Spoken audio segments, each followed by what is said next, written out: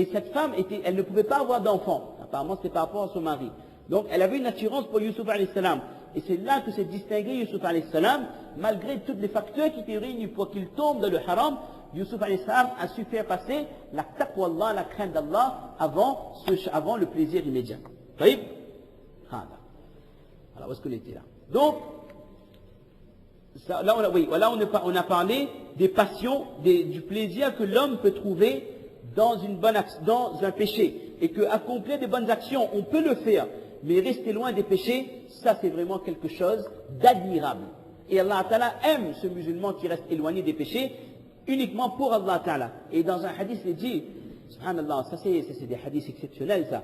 Lorsqu'Allah Ta'ala rencontrera les musulmans de le Jannah, lorsqu'Allah Ta'ala aura installé les mu'minines dans le paradis, et que les gens se retrouveront entre eux, les amis, les familles, le mari qui a perdu sa femme retrouvera sa femme, la femme qui a perdu son mari retrouvera son mari, ceux qui ont perdu leurs parents retrouveront leurs parents, ceux qui ont perdu leurs enfants retrouveront leurs enfants.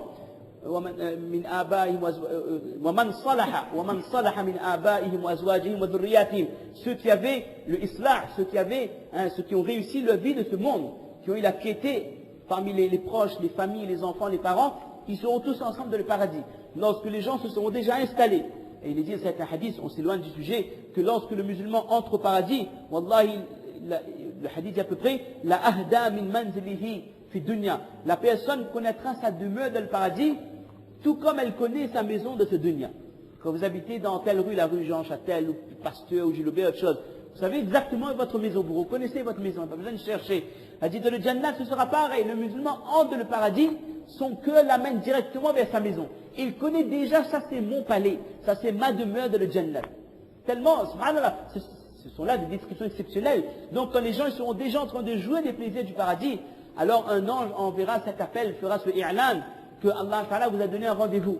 Allah Ta'ala veut vous rencontrer. Et là, les gens, le hadith est très long, on appelle ça Yawmul Mazid, c'est exceptionnel. Et sur Internet, il y a, sur un site très connu, Islam 365, il y a un des aïmas de Makkatul Mukarrama qui a fait ce discours, qui a été sous-titré en français. Celui qui regarde ça, il ne pleure pas, il n'a pas de cœur. Si je ne trompe pas, c'est le Cheikh Al-Mu'ayqil, Hafidahullah, il a fait ce khutbah, ça remonte à 4 ou 5 mois, il faut chercher dans les archives, où il écrit à l'hébergeur, c'est un khutbah, je l'ai regardé je ne sais combien de fois, si quelqu'un regarde ça, avec le sous-titré en français, il ne pleure pas, c'est que son cœur est vraiment, c'est difficile, il y a un gros problème. Il explique comment les musulmans vont rencontrer Allah, comment Allah Ta'ala va parler avec chaque musulman, avec chaque personne disant, oh mon serviteur, hein, et les gens ils vont se parler entre eux, ils vont dire que tu te souviens de ce dunya, dans le bas monde, comment c'était difficile, comment il y avait des difficultés. Et il a dit que, est-ce que tu te rappelles quand est-ce qu'Allah m'a pardonné? Et là, Allah, il va mettre cette science dans nos cœurs, oui, telle nuit, tel moment, quand je demandais Tawbah, là, Allah m'a pardonné. C'est comme ça que je suis là, c'est comme ça que je suis dans le paradis. Des conversations à un endroit où l'homme a réussi sa vie. Mais subhanallah, c'est idyllique ça. Un homme qui est dans le paradis, qui parle à son prochain, et dans le paradis, les gens, ils n'ont plus de méchanceté dans leur cœur. Il n'y a plus de hasad, plus de jalousie, plus de mauvaise pensée, plus d'envie de nuire. Pourquoi il a ça? Moi j'ai pas ça. C'est pour ça que même ceux qui seront dans les plus bas degrés du paradis, il n'y a pas de bas degré dans le paradis, ils ne seront pas jaloux par rapport à ceux qui sont dans le Firdaus. Ils se rendront visite mutuellement, mais tout ce qu'il y a de saleté dans le cœur sera entièrement enlevé. Alors Allah Ta'ala, il parlera avec chacun de ses serviteurs, chaque musulman. Là-haut dans le Jannah, il y a le temps, subhanallah. C'est que du plaisir. Allah Ta'ala dira, oh mon serviteur, en ce sens, tu te souviens tel jour, telle époque, tu avais fait telle erreur de ce dunya. Et l'homme dira, mais c'est pas des reproches. Et l'homme dira, oh Allah, mais tu m'as pas déjà pardonné. Allah Ta'ala dit, oui, je t'ai pardonné. Mais c'est grâce à mon pardon d'ailleurs que je t'ai fait accéder au paradis. Et parmi les choses qu'Allah Ta'ala dira lorsqu'il réunira tous les musulmans de le paradis, il dira, Aïna ibadi alladina, en ce sens, où sont mes serviteurs qui m'ont adoré, walam yarawni. Où sont ces serviteurs qui m'ont adoré et qui ne m'avaient pas vu? C'est ça, ilmul ghayb. J'adore Allah, même si je ne l'ai jamais vu, même si je ne l'ai jamais entendu, même si Allah ne m'a jamais parlé, je suis conscient que Allah c'est mon khaliq, Allah m'observe, attend de moi quelque chose. Et c'est ça, mes chers frères, si nous ressentons dans notre cœur la présence et la grandeur d'Allah, nous avons la crainte d'Allah dans nos cœurs, assurément on sera resté éloigné du haram. Taïb, Inch'Allah. Également, je voudrais continuer un petit peu, encore peut-être 2 minutes, hein, le pouvoir de waswasa. Parmi les armes que Shaitan a eu, il y a ce pouvoir d'insufflation dont on a légèrement abordé tout à l'heure. Alladhi yuwaswisu fi sudurin nas. Alors Shaitan, pour détourner, pour insuffler de mauvaises pensées dans le cœur de l'homme, il y a beaucoup de méthodes, il y a différents degrés, il y a différents forfaits, on pourrait dire. Il y a le forfait de base, après vous pouvez prendre des packs avec tout intégré. Donc Shaitan, il agit de différentes manières selon la catégorie de la personne.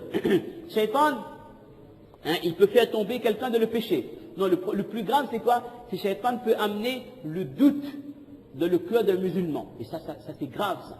Et on avait expliqué, il y avait un programme pour Zohar en ville, expliquer comment c'est grave que de nos jours il y a des musulmans qui doutent de leur dîn. Avec tout ce qu'on entend, toute la campagne de médiatisation qu'il y a, la désinformation, c'est une pleine médiatisation. Toute la désinformation qu'il y a autour de l'islam, on entend tellement de choses sur notre religion, sur le prophète ﷺ, que malheureusement certains finissent parfois par se poser des questions.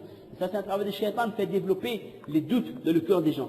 Autre possibilité, faire tomber un musulman dans le péché. Autre possibilité, s'il voit que ce musulman-là, il ne va pas tomber dans le péché lui. Il fait de bonnes actions. Là, il passe à une étape plus difficile. Là, c'est plus technique là.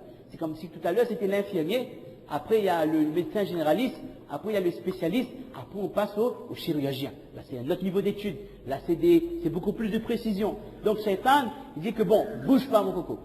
On ne veut pas faire péché. Ou même faire ibadat. Il va faire tomber l'homme dans l'ostentation. Fais ibadat, mais fais bien. Hein? Moi, de venir voir que vraiment, un monde spécial, les costauds forts. Ria. Et quand le ria, l'ostentation rentre dans les actions, c'est fini. C'est ce qu'on appelle, le prophète m'a dit, la chose pour laquelle j'ai plus peur pour vous, c'est ashirk al-asghar, le petit shirk. C'est quoi le petit shirk? Ar-riya, l'ostentation. Donc c'est pour ça qu'on fait des actions. Toujours se mettre à l'esprit, astaghfirullah, a'udhu shaitan ar-rajim, je fais ça pour Allah. Et je ne fais pas ça pour faire voir aux gens, uniquement pour Allah. Autre arme qu'Allah a accordé à Shaitan, si l'étape de l'ostentation ne passe pas, alors là, c'est vraiment les experts en médecine. Là c'est comme si les professeurs d'université. Là, c'est un autre degré là. Peut-être des enseignants de chirurgie. Là, il va faire quelque chose, on appelle al-ghulou wa tanattu', l'exagération des bonnes actions. C'est là en sorte que vous faites vos ibadat, mais comme on donné, il y a une genre de psychose qui s'installe, vous devenez presque parano, vous ne comprenez plus le ibadat, c'est pour Allah, ça devient comme une habitude, que si ça vous manque. C'est-à-dire que Shaitan, il vous met même dans le doute dans vos ibadat. Et le prophète m'a dit, halakal mutanatti'un. Par exemple, quelqu'un qui fait le wuzu, et puis dit, non, peut-être c'est mal, je recommence. Mais il va être proche d'Allah. Là, encore un troisième wuzu, il serait le plus proche. C'est tout comme ça. Et ça, c'est un piège de Shaitan. Il agit sur votre mental. Psychologiquement aussi, Shaitan peut vous atteindre. On parle de TOC, de troubles obsessionnels, comme ça, compulsifs. Des gens qui font des choses 5 fois, 6 fois et tout. On dit que la tête est fatiguée. D'accord? Mais ça, c'est parfois des waswasa de Shaitan. Mais la main se finit. Pas finir, on va recommencer là. Non, l'imam qui fait la des imams, il dit non, peut-être l'imam, si vous étiez compte pas, je vais refaire mon âme, etc. Ça fait en sorte que vous tournez en rond et que vous ne comprenez plus le sens de vos ibadah. Vous vous perdez dedans. Ça, c'est également, c'est pour ça que le musulman, il doit être fort mentalement. Mais à la fin, c'est fini. Khalas, tawakkal ala Allah. Quand Allah dit, quand vous avez une décision à prendre, le fait mashwara fi istikhara, tu prends une décision, arrête de tourner en bourrique, tourner en rond, excusez-moi. C'est suffisant. Vous avez pris une décision, il ne faut pas revenir, peut-être, tout compte fait. Non, c'est fini. Le musulman, il doit être fort de sa tête. C'est aussi ce genre de hadith, il fixe la force mentale du musulman. On doit être sûr de soi. On a fait mashwara, on a fait istikhara, vous avez pris une décision, vous avez vu les anciens qui nous ont conseillé ça, allez-y. On retourne plus en arrière, parce que Shaitan est là pour vous faire douter de toutes choses. D'accord? C'est pour ça qu'il y a un masla. Je fais wuzu chez moi. Je viens à la masjid. J'ai l'impression que pendant le trajet, mon wuzu a été annulé. Mais je ne suis pas sûr. Qu'est-ce que je fais? Dans la main, j'ai l'impression qu'un vent s'est échappé. Je ne sais pas. Peut-être que oui, peut-être que non. Qu'est-ce que je fais? On fait passer ce qui est sûr, masla. En plus, c'est Hanafi, alors c'est bien. Je dis que c'est sûr, j'ai fait wuzu. C'est pas sûr, il y a eu un gaz qui est sorti. On fait passer ce qui est sûr. Ce qui est sûr, on a dit que à chaque, là, yazal bil yaqin, al yaqin, là, yazal bil shak, le contraire. Ce qui est sûr aura toujours la prédominance sur ce qui est douteux. De la sorte, parce que sinon, là, si à chaque fois que dans le sida, on a fait des ordres, on a un petit doute là, ou alors, on a un petit problème là, ben, il y a toute la masse, on est obligé de courir, aller refaire vos heures, aller revenir, c'est-à-dire, chaque rakat, il faut refaire vos heures, revenir. Et de cette manière, Shaitan, il vous fait perdre le nord, vous ne comprenez plus les ibadat. C'est un peu difficile à cerner. C'est ce qu'on appelle al-ghulou wa tanattu'. Donc ce sont là les les pièges de Shaitan, même dans l'accomplissement des bonnes actions. Et si nous avons compris pourquoi Allah Ta'ala a créé Dajjal, ben nous devons comprendre pourquoi Allah Ta'ala a créé Shaitan. C'est pour exactement le même objectif. Dajjal également, il va détourner les gens en ressuscitant les parents qui sont morts. Vous vous rendez compte, votre papa il est décédé depuis 25 ans, 30 ans. Shaitan, il fait ressusciter votre père. Et votre père dit, mon fils, obéis cet homme. Pas Shaitan. Dajjal fait ressusciter votre père. Et Dajjal, votre père, il dit, oh mon fils, suis cet homme, il est dans le droit chemin. C'est des épreuves difficiles, ça. Peut-être parce qu'on va dire, n'espérez jamais être là à l'époque de Dajjal, parce que c'est un degré de fitna qu'on ne peut pas imaginer. Si vous êtes présent, n'allez pas le voir. Il va faire des choses incroyables. Mais Shaitan, c'est le même objectif, mais c'est un travail qui est permanent. Donc, si avec toutes ces pièges que Shaitan essaie de nous tendre, le musulman, il s'est resté ferme dans sa foi, resté éloigné, hein, alors c'est un musulman qui aura réellement atteint la taqwa, la crainte d'Allah, qui aura vraiment eu la crainte d'Allah dans son cœur. Mais avec tout ça, nous ne sommes pas parfaits. Il n'y a pas un homme ici, qu'il soit musalli, tout le monde est musalli, qu'il soit non-alim, ou alim, ou mufti, ou cheikh, ou hadith, ou cheikh, ou l'islam, ou je ne sais quoi, il n'y a pas un homme qui pourra dire, moi, mon cœur est propre. Ça, celui qui dit ça, c'est celui qui ne voit pas. Il ne voit pas. Hein, il pense que c'est propre. Bref, il n'y a pas un homme qui peut dire que moi, je ne fais pas de péché. Moi, je n'ai rien à me reprocher. Je n'ai rien sur la conscience. A'udhu billah. Kullu bani Adama khatta'un. Tous les fils d'Adam, tous les hommes sont pécheurs.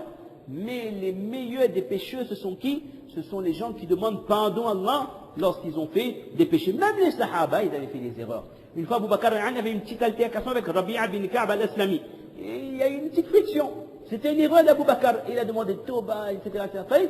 Donc n'importe quelle personne, regarde, il y avait 3 Sahaba, illustres Sahaba, ils n'ont pas participé à Ghazwat Tabouk. Mais c'était une erreur. Nous restons avant tout des hommes, mes chers frères. Et c'est en reconnaissant notre faiblesse que nous prenons conscience que nous faisons des péchés. Et avec ce mécanisme, on sait qu'on est faible. Et je sais que je fais des péchés, mais je sais pertinemment qu'Allah, il connaît ma faiblesse. Mais qu'Allah attend de moi que je revienne vers lui lorsque j'accomplis des péchés. Il m'a dit que si on n'accomplissait pas des péchés, Allah aurait créé des peuples qui font des péchés pour demander tawbah. Tellement Allah aime un musulman qui retourne vers Allah. Parce qu'un musulman qui demande tawbah, c'est un musulman qui a premièrement conscience qu'Allah existe. Et deuxièmement, il a yaqin que mon Rabb, il est Ghafur Rahim. Allah, il est pardonneur. Et qu'Allah, il a compris, il sait que je fais des erreurs. Et j'ai l'espoir en mon Rabb. Et c'est quelqu'un qui sait que j'ai des comptes à rendre auprès de mon Seigneur.